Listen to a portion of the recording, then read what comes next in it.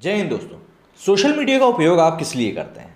हम तो भाई कई चीज़ों में करते हैं, आप लोगों से मुखातिब होने के लिए इसका उपयोग करते हैं। लेकिन कई लोग होते हैं जो सोशल मीडिया का उपयोग और अपनी इन्फ्लुएंशियल छवि का उपयोग, इन्फ्लुएंशियल छवि से मेरा मतलब है जब कुछ एक लोग, लाख लोग, सॉरी कुछ एक लोग तो नहीं भाई, जब हम बड़े बड़े एंकरों की बात कर रहे हो तो कुछ एक की तो बात कर ही नहीं सकते। तो जब कई सारे लोग आपको फॉलो करते हो और आपको एकदम पूछते हो, मानते हो, तो ऐसे में क्या होता है, कई बार इंसान का हो जाता है दिमाग खराब। जैसे कि आसाराम बापू का हुआ था। मतलब उन्होंने देखा कि अरे हम तो बाबा बन गए हैं, कुछ भी कर सकते हैं, तो उन्होंने कुछ भी किया भी और फिर अंजाम भुगता भी। तो ऐसा ही क्या होता है, अलग अलग रूप में इंसानों के सामने इस तरह की मिथ्या आ ही जाती है और फिर वो कुछ एक ऐसी चीज़ करने को मजबूर हो जाते हैं। मैं मजबूरी ही कहूँगा इस बात को कि मजबूर हो जाते हैं और फिर उनको कुछ ऐसी बेवकूफ़ाना हरकतें करनी पड़ती हैं कि उसका खामियाजा उनको बाद में भुगतना पड़ता है। अब ट्विटर नाम की चिड़िया आजकल लोगों की जेब में रहती है और उस चिड़िया को आप जो भी चाहें वो बोल सकते हैं और वो वही जाके पूरी दुनिया के सामने चिल्ला देगी। लेकिन अब इसमें अच्छी बात क्या है, बुरी बात क्या है कि इस तरीके से आपका पूरी दुनिया के सामने चिल्ला चोट करना हो गया आसान। लेकिन क्योंकि ये आसान हो गया है तो आप बिना ये सोचे समझे कि आप जो चिल्लाने वाले हो वो सही है या गलत है, ये बिना सोचे समझे आप चिल्लाना शुरू कर देते हो। अब होता क्या है, पहले का समय होता तो और बात होती कि आप चिल्लाने वाली चिड़िया को बोलते हटा, इसको हटाना है हमें और डिलीट कर दो, तो बात अलग हो जाती। लेकिन आज के समय में लोग हो गए होशियार, वो क्या करते हैं, उसका स्क्रीनशॉट मार के रख लेते हैं। अब आप डिलीट करके चाहे कछू कर लो पर उसका कछू मतलब नहीं निकलता। तो भाई ऐसा ही कुछ आज के ज़माने में भी हो चुका है। इसीलिए कहते हैं कि भाई कुछ भी बोलने करने के पहले 2 बार सोच लेना चाहिए कि जो चीज़ हम बोलने जा रहे हैं कहीं उसका कोई एडवर्स इफेक्ट तो नहीं पड़ेगा। पर क्या होता है, जब इंसान के माथे पर जब एकदम मद में चूर हो जाता है वो कि भाई अपन तो साला भगवान, वो वाली फीलिंग जब आ जाती है ना अंदर, तब वो सोच समझ के कुछ भी नहीं करता। और ऐसा ही कुछ एक लोगों के साथ होता है। पर भैया राजदीप जी बिल्कुल अलग थे इस चीज़ से, मैं बार बार कह रहा हूँ। उनके साथ जो हो रहा है बहुत गलत हो रहा है। मतलब ये सब साजिश के तहत हो रहा है, हम कह रहे हैं बहुत गलत हो रहा है। थरूर साहब को भी लपेटे में ले लिया, बताओ जरा। तो हेडिंग कुछ इस प्रकार है भैया कि फेक न्यूज़ फैलाने वाले पत्रकार अब यूपी पुलिस की रडार पे आ गए हैं। एक तो यूपी पुलिस की रडार पे आने के बाद से ही लोगों की थोड़ी सी तो फटने ही लगती है। अब देखे तो हैं क्या क्या होता है। और थरूर समेत 11 पर देशद्रोह का मामला दर्ज हो गया है। खबर कुछ ऐसी है कि रिपब्लिक डे के मौके पर राष्ट्रीय राजधानी में किसान प्रदर्शनकारियों के उत्पात के बाद केवल किसान नेताओं पर कार्रवाई नहीं होगी बल्कि कुछ पत्रकारों पर भी मुकदमे दर्ज हुए हैं। खबर है कि अफवाह फैलाने, हिंसा भड़काने के लिए कई पत्रकार पुलिस की रडार पर हैं। एबीपी पत्रकार विकास भदौरिया ने इसकी जानकारी अपने ट्विटर पर दी। भदौरिया जी ने लिखा है ट्विटर पर कि किसान आंदोलन कई पत्रकार भी पुलिस के रडार पर हैं। अफवाह फैलाने, हिंसा भड़काने की कोशिश के मामले में उनको मतलब बुक किया जा सकता है। अंकित जैन नाम के सक्रिय ट्विटर हैंडल ने भी इस संबंध में एक ट्वीट किया है। उन्होंने कहा कि एफआईआर की कॉपी शेयर करते हुए कहा कि फर्जी समाचार साझा करने के लिए महाराज जी के उत्तर प्रदेश में राजदीप, शशि थरूर और अन्य के खिलाफ राजद्रोह का मामला दर्ज हुआ है। अंकित ने ट्वीट में एफआईआर की कॉपी भी शेयर करी।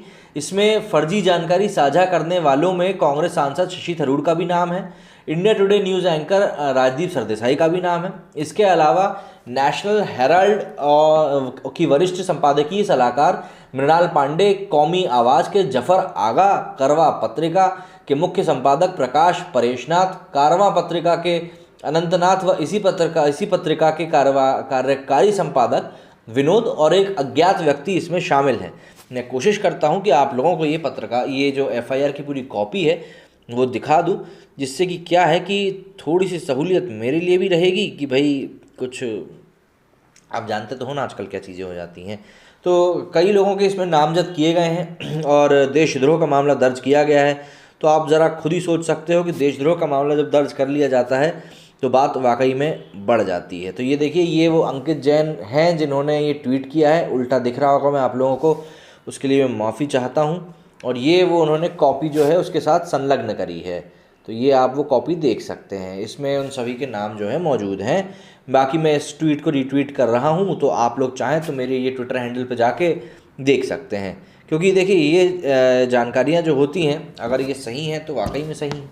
तो इस खबर में आगे है कि साझा किए गए फोटो के अनुसार एफआईआर में आरोपित बनाई गई हस्तियों के खिलाफ आईपीसी की धारा 153A, 153B, 295A, 298, 504, 506, 505(2), 124A, 34, 120B और आईटी एक्ट की धारा 66 के तहत नोएडा सेक्टर 20 थाने में मामला दर्ज हुआ है।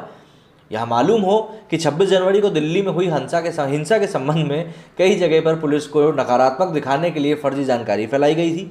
इसी कड़ी में राजदीप पर पहले ही उनका संस्थान इंडिया टुडे, जो कि मैंने आप लोगों को रात में बताया था, वो ऑलरेडी उसके ऊपर कार्रवाई कर चुका है और उनको ऑफ एयर किया जा चुका है। वहीं सरदेसाई भी इससे नाराज़ होकर अपने चैनल से, जहाँ तक रिपोर्ट्स की बात कर रहे हैं, कि वो भी एक इस्तीफ़ा जो है दे चुके हैं। लेकिन अब जब भी कुछ ऐसी चीज़ होती है तो भाई रिएक्शन तो सामने आते ही हैं। और ट्विटर आज की डेट में, जैसा कि मैंने कहा, लोगों की जेब में रखी हुई ऐसी चिड़िया है जो कुछ भी चिल्ला सकती है। तो कई सारे रिएक्शन भी आने सामने हुए। सबसे पहले सागर के घोष ने लिखा, in a fast developing story realities change every hour, the story was changed and corrected within minutes, retraction given the tragedies that in going after journalist we lose sight of the real issue and the dead 24-year-old farmer protest don't shoot the messenger। यहाँ पे इन्होंने पत्रकारों की एक वकालत करते हुए कहा कि भैया ऐसा है कि आप जो है रियल प्रोटेस्ट को मत भूलिए। अब भैया रियल प्रोटेस्ट में अगर कोई आके घी का डालने का काम करेगा तो ऐसे कैसे चलेगा। तेज़ी से सामने, मतलब हिंदी में बता देता हूँ, उन्होंने लिखा था कि तेज़ी से सामने आ रही डेवलपिंग स्टोरी में हर घंटे सच्चाई बदलती है, जानकारी आते ही कहानी बदल जाती है और उसे सही किया जाता है।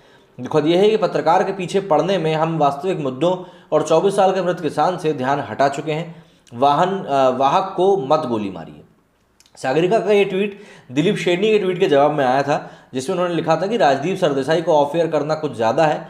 कल्पना करिए अगर इसे नियम बना दिया गया तो नग्न चैनल कैसे चलेंगे। एक गलती के बाद भी राजदीप एक ब्रेक डिजर्व करते हैं। सही बात है, नौकरी से छुट्टी दिए जाने को यहाँ पे एक ब्रेक कहा जा रहा है। इसके अलावा एक निखिल वागले करके हैं, वो लिखते हैं कि no point in watching India Today for a month when its most credible anchor is off the air, viewers need break too. सीधी सी बात है, मैं भी बोलता हूं कि मैं इंडिया टुडे नहीं देखूंगा जब तक राजदीप जी वापस नहीं आ जाते। आखिर उनकी न्यूज़ में सच्चाई रहती थी, उनकी न्यूज़ में एक अपनापन रहता था, उसमें एक इमोशनल अटैचमेंट रहता था। जब तक वो नहीं मिलेगा तो आखिर क्या मतलब है, समझ में नहीं आ रहा। प्रतीक सिन्हा लिखते हैं, India Today group can save a lot of in salary bill if they become consistent in implementing their policy of penalising news anchors reporters for misinformation. यहाँ प्रतीक जी कह रहे हैं कि इंडिया टुडे काफ़ी पैसे बच सकते हैं अगर वो अपने ऐसे ही लोगों को जो कि गलत जानकारी फैलाने का काम करते हैं, उन लोगों को सज़ा के तौर पर यूं ही छुट्टी देने का काम करना शुरू कर दें। मोहम्मद तारिक लिखते हैं, will miss you Rajdeep Sardesai on air for the election result and analysis. You and Prannoy Roy NDTV are my first choice. Come again in a new platform। मैं कह रहा हूँ, हो सकता है आने वाले दिनों में आपको राजदीप सरदेसाई का एक YouTube चैनल देखने को मिले, जहाँ पे बैठकर वो हम जैसों की, मतलब क्या कहें, अब हम ही जैसों की बात करेंगे जिनको कोई प्लेटफॉर्म नहीं मिल पाता, और वो इस तरीके से इंडिपेंडेंट प्लेटफॉर्म का उपयोग करते हैं अपनी बात जनता तक पहुँचाने के लिए। तो राजदीप सरदेसाई जी के समकक्ष काम कर मुझे भी बहुत ज़्यादा खुशी का अनुभव होगा। इसके आगे प्रशांत भूषण जी लिखते हैं, प्रशांत भूषण जी ने भी ट्वीट किया है, काफ़ी बड़े व्यक्तित्व हैं, इनका ट्वीट ध्यान से पढ़ेंगे। India Today fully joins Godi media ranks, shedding all pretences, take anchor Rajdeep Sardesai off air, cuts month salary for retracted tweet. If they followed this policy consistently they would have no sack they would have to sack most of their anchors. यहाँ प्रशांत भूषण जी ने कहा है कि भैया ये जो चीज़ चल रही है इसके बाद तो नहीं ऐसा लगता कि कई सारे एंकरों को छुट्टी पे जाना पड़ेगा। अब सीधी सी बात है, अगर आप इधर के नहीं हो तो आप उधर के हो। जिस तरह की पॉलिसी आजकल हमारे देश में चलती है, जैसे कि अगर मैं किसी वीडियो में कांग्रेस की तारीफ़ कर देता हूं तो लोग मुझे कहते हैं कि तू कांग्रेस का चमचा है, और वहीं अगर मैं ये बोल देता हूं कि मोदी जी के राज्य में वैक्सीन आ गई है और उसका इम्प्लीमेंटेशन अच्छे से हो रहा है तो मुझे कहा जाता है कि तुम तो मोदी भक्त हो, तुम तो अंधभक्त हो। लेकिन इन चीज़ों की तरफ मैं ध्यान ना देते हुए बीच में चलता रहता हूँ और अपनी बात आप लोगों से कहता रहता हूँ, क्योंकि हाथी चले बाजार कुत्ते भौंके हज़ार, मतलब अच्छी कहावत है वैसे ही।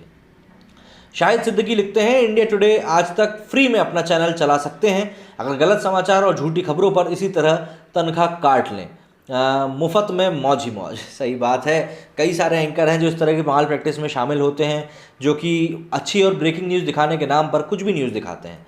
बता दें कि इंडिया टुडे के वरिष्ठ पत्रकार राजदीप सरदेसाई को आज इंडिया टुडे समूह के प्रबंधन ने 2 हफ्ते के लिए छुट्टी पर भेज दिया है। अब देखना होगा कि 2 हफ्ते के बाद क्या राजदीप इस चैनल पे वापस आएंगे या उन्होंने जो इस्तीफे की पेशकश करी है उस इस्तीफे को वो कंटिन्यू रखेंगे?